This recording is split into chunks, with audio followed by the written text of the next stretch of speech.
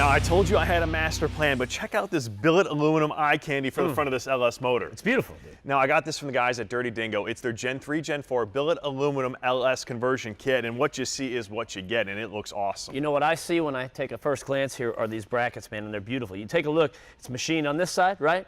Flip it over, it's machined on that side too. You know what that means? It's perfectly flat. So when you go to line those belts up, it's going to be perfect. Yeah, those are 3/8 thick. That's 6061 T6 aluminum, so it's going to be strong. It looks good, and that can be said about this entire package, from the bolts to everything else. Dude, everything's grade 8, zinc coated. You know that stuff is strong, bigger and better, and built specifically for the guy with performance in mind. And here's another little thing right here. Not little at all. It's actually huge, this tensioner. Yeah, you know, a lot of people, what they do is when they use LS conversions, they always want to step it up. You know, they want to add a power adder, make more power. But when you do that and you run the factory tensioner, you miss a gear shift or you hit a rev limiter, it spits the belt. Yep. With something this big and this strong, you can run this thing up to 10 grand, miss a shift or hit the rev limiter, and that belt is going to stay on. That's the whole idea here. Everything's going to line up true. It's going to look good, and it's made for that performance. The guy who wants a little more performance out of his engine. I think it looks great on the table, but it's going to look better on that. Yeah, right? Let's start putting it together. Let's do that.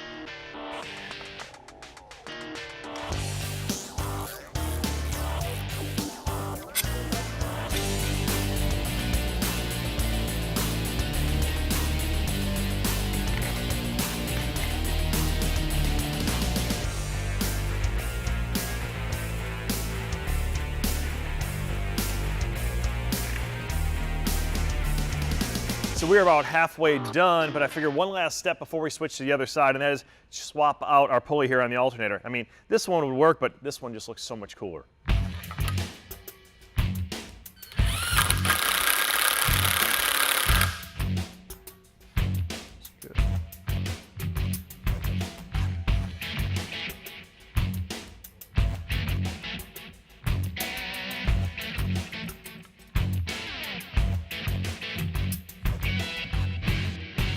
You know, Bruno, for a truck that I didn't know about and a project that I didn't know about, sure does seem like I'm doing a lot of the work. It's about time you're doing some work. I figured you could, put a few bolts in. I'll tell you this, though. You know, that whole installation right there took basically about as long as it did for you guys to watch it. I mean, that was nice and easy. Everything fit perfect. It's all going to line up, so job well done, man. Now that's why I brought you in on this, because I knew it was something nice and easy that you couldn't screw up, and I knew it'd turn out looking good. So the Dirty Dingo is officially handled, and we can now go to break. And we come back, we're going to show you guys a cool way to make those factory gauges work with this LS1. It actually works out pretty cool. All right, hold on. Got it? Yep, it's in. So don't wiggle it? Don't wiggle it. All right. You know, we had a bit of a struggle getting this LS in a place where the 4-cylinder one sat, but the nice thing is it all fits, so we're winning this battle so far. We just had a little bit of a loss right here where the alternator was. Obviously, the bracket didn't give us enough clearance, but we got a fix for that. Well, look, we've got a certain make and model vehicle, right, with an engine and transmission that was never designed to go in it in the first place. And if you've ever done that, you know, what could possibly go wrong besides everything? But in this case, it wasn't too bad. Like you said, I think we're still doing really good. Yeah, we already called the guys at Dirty Dingo, and they're sending us a low mount alternator bracket, so that'll all still work. It's just a matter of swapping it out. But for now, we're winning the battle. Loving it. Got that bolt in yet? No. Come on, we got to get this hoist out of the way. Oh, well, you're always rushing me.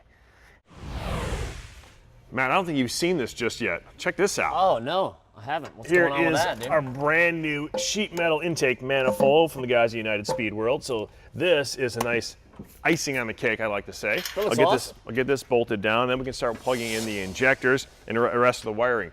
Now, you remember the issue that we had over here, Bruno? Because I've got the fuse box back in. Obviously, that's where the battery goes. So our initial big bracket here, we had one big, huge one, and that had the alternator was about up here, and then you had the power steering pump down here. We ran into some clearance issues right over here. The cool thing is, the guys at Dirty Dingo, we called them up and said, hey, look, here's what's going on. We're bumping into some things. They said, look, we have all kinds of bracketry for all kinds of different configurations. So boom, they sent us the stuff that we needed. We kind of relocated, if you will, the alternator's right back down here. Power steering pump is here. And dude, we got room for days. Hey, and there's proof in the pudding that they can get it to you fast. I mean, like crazy fast. I think they had it to us before we even knew we needed it. I think you're right. It's almost like they knew I was going to mess it up. Well, it wasn't a mess up, it was just a matter of clearance, and they've got different options to go for pretty much any application. So we're going to keep fastening stuff up. We've got some wires we still need to keep plugging in. We got headers, we got plumbing, but this thing's really starting to come together, and this is going to be a cool project. I told you had to keep the faith with me, brother. Sometimes it all comes together, and I say to myself, I work with pros. You were a pro. Well, yeah. something like that.